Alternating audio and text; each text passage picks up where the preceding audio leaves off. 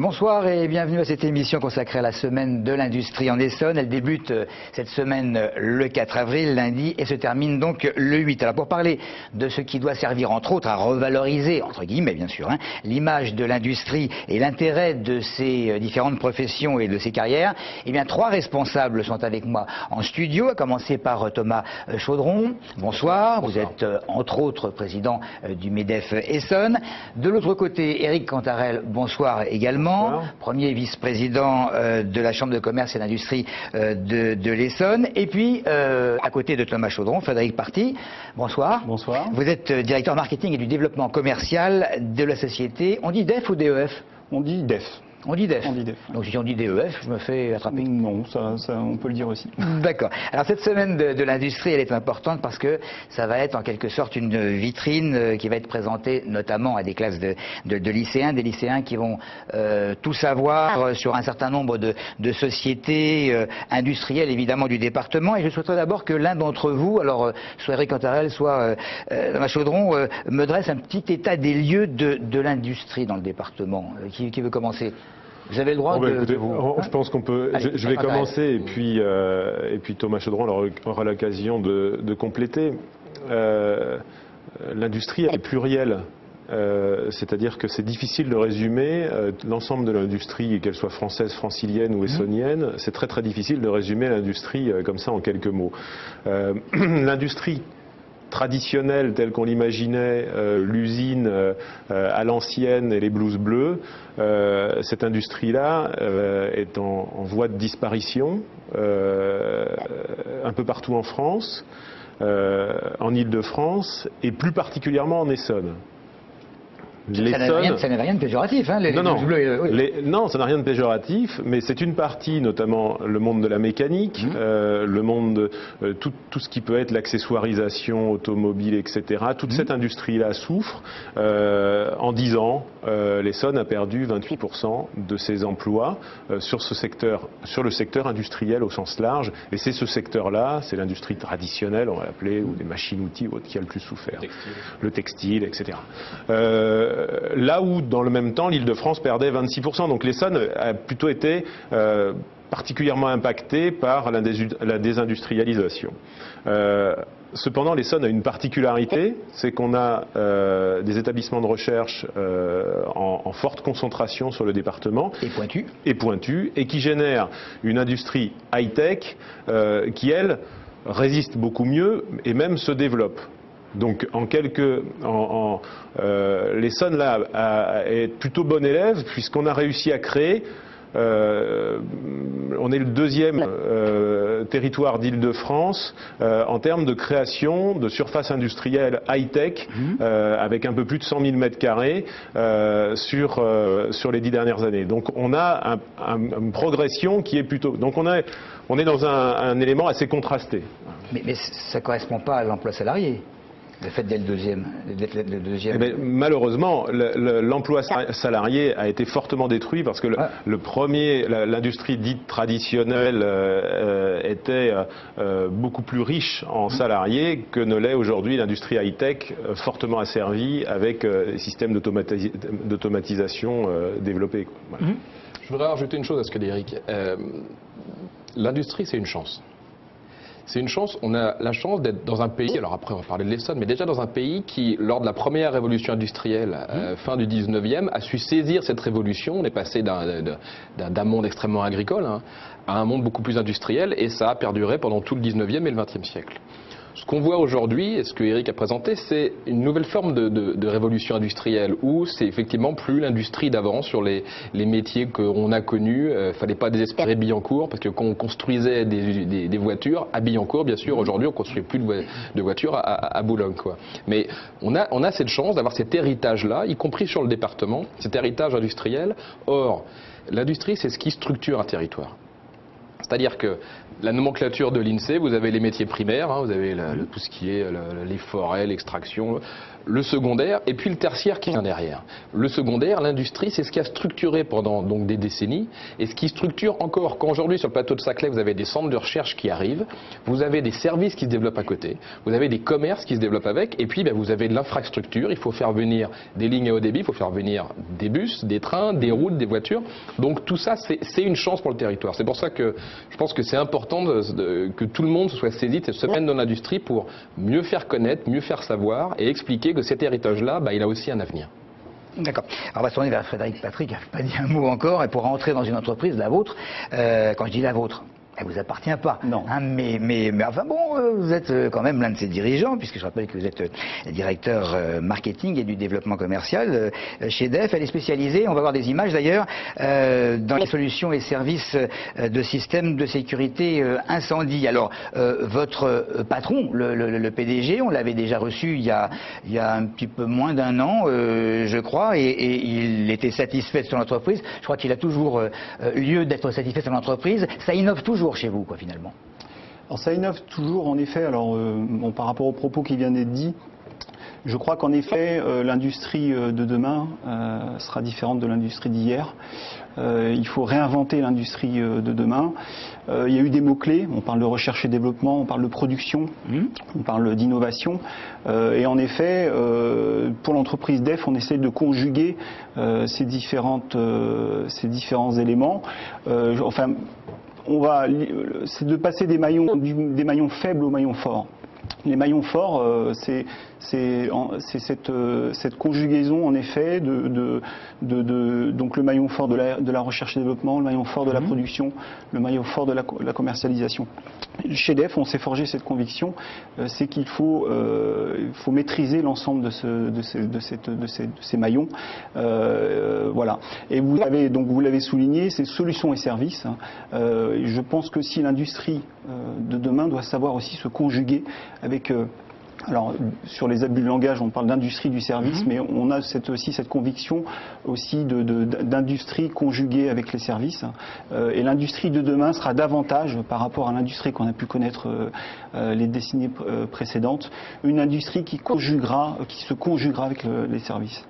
Alors, en pointe également, et en face de vous, il y a votre interlocuteur, Eric Cantarel. Vous êtes également président de Auray, l'usine de fabrication d'écrans. Alors, conception, fabrication, commercialisation d'écrans de projection. On va également voir quelques images. Vous avez des perspectives de développement sérieuses également? Oui, absolument. Alors les perspectives de développement, elles sont à partir du site de Dourdan. C'est-à-dire que je vais contredire un petit peu mon discours de tout à l'heure, parce que il est vrai que l'industrie traditionnelle mécanique a tendance, les faits sont là, peu à peu disparus. Mais nous, on est en train de développer une ligne de tôlerie à Dourdan actuellement, qui va démarrer début du mois de juin. Avec les blouses bleues. Avec des blouses bleues, voilà, qu'on essaye de recruter. Ce qui n'est pas forcément simple d'ailleurs, parce que l'emploi aussi a muté et les goûts des personnes aussi. Mais tout simplement parce qu'on a eu des idées, des pièces qu'on faisait sous-traiter. On s'est dit, voilà, on pourrait les fabriquer de façon plus intelligente. Et ces idées-là, plutôt que de les confier à un sous-traitant étranger, c'est-à-dire on va les faire directement sur le site d'Ourdamais. On va garder un petit peu notre savoir-faire pendant un certain temps. Et donc, on a ce qu'on n'avait pas fait depuis très longtemps, commander des presses plieuses, etc. Tout ça, sachant que l'essentiel de notre développement chez Auray est axé vers l'international, principalement. Voilà. En France, on a une part de marché que l'on consolide, sur lequel on travaille, mais l'avenir est à l'international. Nos concurrents sont mondiaux, donc on n'a pas de choix. Ça, hein. Oui. Alors qu'avant, c'est rassurant. Oui, sauf que certaines personnes ne comprennent pas et se disent mais pourquoi aller vers l'international? Est-ce que c'est parce que ça paye plus que chez nous? Est-ce que... Non, enfin, définitivement non. C'est tout simplement que la France est un petit pays. Je pourrais aussi dire pourquoi je ne reste pas qu'en Essonne. Non, la France est un petit pays. Économiquement, nous représentons un certain poids, mais si l'on regarde les concurrents que l'on a en face, américains, chinois, indiens, etc., ils sont déjà assis sur des marchés domestiques qui n'ont rien à voir avec les nôtres. Donc ça leur donne une assise extrêmement forte pour pouvoir partir à l'étranger. Si nous, on se contente de notre petit marché français, on n'est alors vraiment pas à l'abri et en danger permanent vis-à-vis de ses concurrents. Oui, il y a aussi un point supplémentaire, c'est que on est revenu au niveau mondial à une croissance du PIB supérieure à ce qu'on avait avant la crise. Et ça, c'est au niveau mondial, parce que c'est les pays émergents qui tirent cette croissance. On sait, et on sait tous ici, que ce n'est pas la zone euro et pas vraiment la France qui va bénéficier de cette croissance mondiale. Donc les marchés, en tant qu'industriels, on va les chercher là où ils sont. Alors je crois que le point clé, c'est de considérer qu'on peut continuer à concevoir et fabriquer en France pour aller vendre à l'étranger. Il y a des industries aujourd'hui qui ont totalement déserté parce qu'elles considèrent, à tort ou à raison, mais elles considèrent qu'il faut fabriquer et concevoir là où le consommateur va acheter, que ce soit le Brésil, que ce soit la Chine, que ce soit les briques. C'est le but de ma question. Voilà. Mais il y a encore manifestement quelques héréditiques gaulois qui considèrent, et on en fait partie, qu'on a un savoir-faire en France. Je parlais tout à l'heure de l'héritage. On a voilà, une technicité, on a des infrastructures, on a des modes de formation aussi qui permettent d'avoir des salariés jeunes ou moins jeunes, capables de travailler dans nos usines, ce qui permet de pouvoir continuer à produire ici. Et on n'est pas trop cher ? On peut être plus cher si jamais on fait la même chose que font des pays qui, eux, n'ont pas les mêmes coûts que chez nous. Mais si, comme monsieur le disait, on est capable d'innover sur la conception, la fabrication, le marketing. Regardez Apple, il vient avec un téléphone qui est le même que tout le monde, mais il en vend. Pourquoi ? Parce qu'il a un marketing de dingue qui fait que ça se vend partout. Alors c'est fabriqué en Chine, mais c'est vendu plus cher que les autres. Donc vous voyez, l'industrie, c'est pas seulement l'usine, l'école bleue et puis la pollution, c'est tout ce qui va avec. D'accord. De toutes les façons, la problématique du prix, on a toujours moins cher que nous. Ça existe toujours. Donc la notion de on est trop cher ou pas assez cher, on a la chance en France d'avoir une image de marque à travers le monde de nos produits qui sont poussés par les produits de luxe, qui nous donnent une image qualitative. Et c'est assez étonnant, même pour mes produits écrans, quand on arrive en Chine, les Chinois, ils ne comprennent pas qu'on ne mette pas des tours Eiffel partout. Parce que mettez en avant que ce sont des produits français, ça se vend plus cher. Donc on a cette chance que n'ont pas d'autres pays. Bien sûr.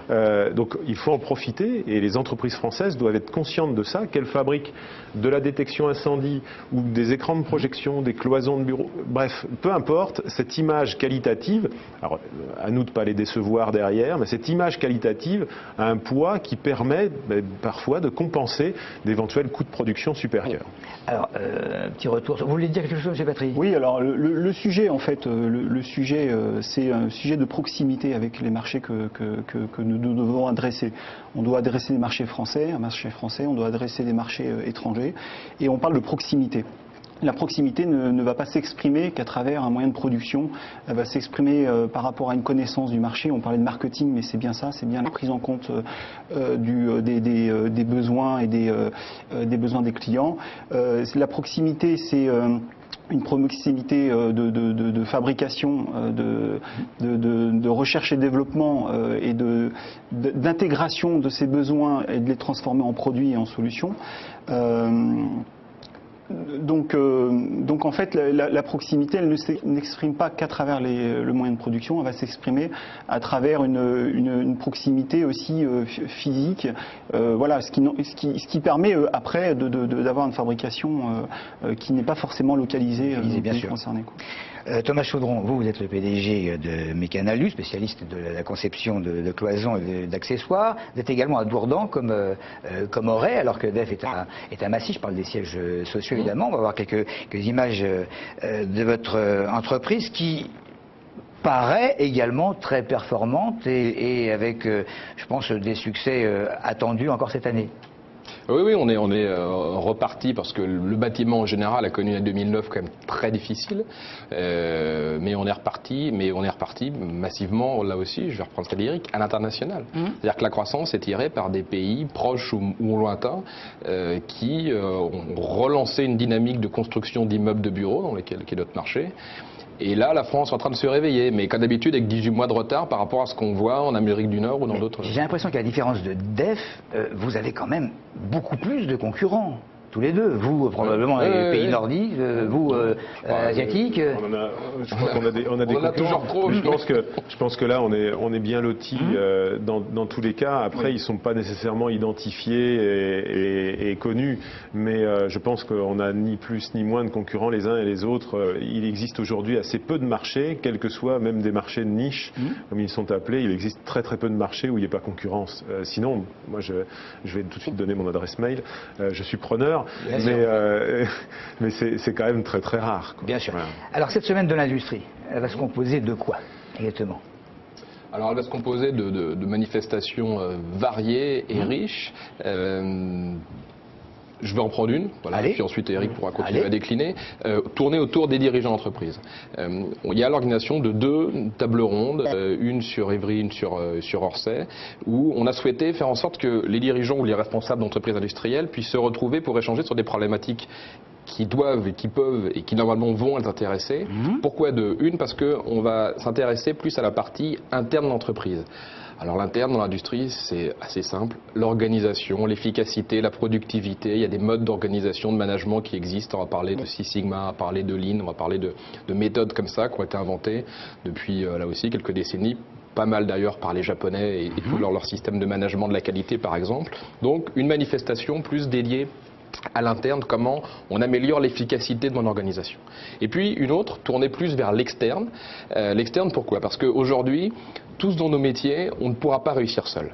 On a besoin de trouver des partenaires qui peuvent être des concurrents parfois, qui peuvent être aussi des gens qui n'ont rien à voir avec notre activité. Et c'est parce qu'on sera capable de coopérer, de s'ouvrir, qu'on pourra répondre à l'international ou sur les marchés domestiques plus durablement et mieux aux attentes des consommateurs. Donc ces deux tables rondes-là qui auront lieu voilà, sont là pour traiter l'interne comme l'externe, c'est-à-dire la globalité de ce que vit l'entreprise aujourd'hui. Et alors plus public maintenant? Alors plus public, toujours partenariat